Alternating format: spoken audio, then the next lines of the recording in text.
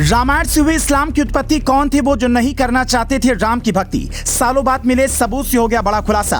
लक्ष्मण जी की एक गलती ने खड़ी कर दी बड़ी समस्या। नहीं होती ये घटना तो अधूरी रह जाती। मुल्ला और मौलवी की तपस्या ये राज उड़ा देगा सबकी नींद। शूर्पनखा के वंशज है मुसलमान। इस घटना के बाद शुरू हुआ बुरखे और हिजाब का रिवाज। सबूत किस ओर कर रहे इशारा, ये सोचने वाली बात। इस्लाम के जानकार बताते हैं कि इस्लाम सबसे पुराना मजहब है, लेकिन आज इस वीडियो में जो खुलासा हम करने वाले हैं उसके बारे में बहुत ही कम लोगों को जानकारी होगी। इस खुलासे पर दुनिया भर के मुल्ला और मौलवी अपना सर पकड़ने को मजबूर हो जाएंगे। जो लोग रामायण को झूठ बताते हैं उनके अस्तित्व पर भी सवाल खड़े हो जाएंगे। दरअसल हाल ही में एक रिपोर्ट सामने आई है जिसमें कहा गया है कि इस्लाम की उत्पत्ति रामायण काल में तब हुई जब लक्ष्मण जी और शूर्पनखा के बीच में विवाद हुआ और लक्ष्मण जी ने गुस्से में आकर शूर्पनखा की नाक अलग कर दी। ये दावा कितना सच है और कितना झूठ, इसकी पूरी जानकारी आपको इस रिपोर्ट में देंगे। साथ ही आपको ये भी बताएंगे कि इसके बाद इस्लाम पूरी दुनिया में किस तरह फैला। दरअसल जब लक्ष्मण जी ने शूर्पनखा की नाक अलग की और रामायण की युद्ध के बाद संपूर्ण राक्षस जाति का विनाश हो गया तो शूर्पनखा राक्षसों की गुरु शंकराचार्य के पास जा पहुंची और उनसे राक्षस जाति को बचाने के लिए शुक्राचार्य से गुहार लगाई। जिसके बाद शुक्राचार्य ने भगवान शिव की तपस्या की और उनसे वरदान में शुक्राचार्य को मक्केश्वर शिवलिंग की प्राप्ति हुई। लेकिन महादेव ने शुक्राचार्य को मक्केश्वर शिवलिंग देते हुए ये बात कही कि अगर इस शिवलिंग पर कोई ब्राह्मण जल चढ़ा देगा तो संपूर्ण राक्षस जाति का विनाश हो जाएगा।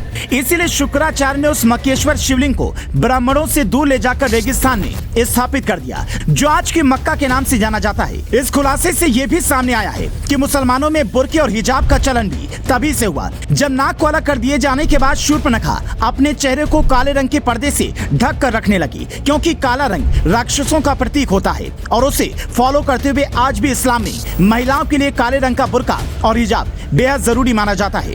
इसके अलावा इस्लाम में शुक्रवार को खास इसलिए माना गया है क्योंकि शुक्रवार शुक्राचार्य के नाम से मेल खाता है और शुक्राचार्य की पूजा के लिए ही इसी दिन मुस्लिम अपनी मजहबी प्रक्रिया को पूरा करते हैं। इन दावों से ये साफ हो जाता है कि इस्लाम के जो जरूरी पहलू हैं वो कहीं न कहीं इस थ्योरी से मिलते जुलते हैं। इसके अलावा इस खुलासे में दावा किया गया कि इस्लाम कोई धर्म नहीं बल्कि एक मजहब है। मजहब का मतलब होता है अपने कबीले या गिरोह को ज्यादा से ज्यादा लोगों तक फैलाना। इसीलिए इस्लाम से जुड़े लोग अपने मजहब को जबरदस्ती लोगों पर थोपते हैं। कहा यह भी गया है कि इस्लाम के शुरुआती दिनों में इस्लाम से जुड़े लोगों ने अपनी पहुंच ज्यादा से ज्यादा लोगों तक पहुंचाने के लिए और अपनी जनसंख्या में वृद्धि के शुरुआत में ही अपने परिवार के लोगों के साथ विवाह और बच्चे पैदा किए, जिसका चलन इस्लाम में आज भी है। अरब में पेड़ पौधे और हरियाली नहीं थी, इसलिए वहाँ के लोगों ने मस्जिदों को हरे रंग से रंग दिया ताकि लोग हरियाली देखकर मस्जिदों की तरफ ज्यादा से ज्यादा आकर्षित हों और इस तरह हरा रंग इस्लाम का प्रतीक बन गया। इस दावे में मुसलमानों की टोपी लगाने से लेकर दाढ़ी रखने तक के सभी पहलुओं को लेकर खुलासा किया गया है। कहा गया है कि रिपोर्ट में बताई गई ये सारी बातें पुराने हिंदू ग्रंथों से ली गई हैं, जिन्हें मुगलों द्वारा भारत पर आक्रमण करने के बाद मिटा दिया गया।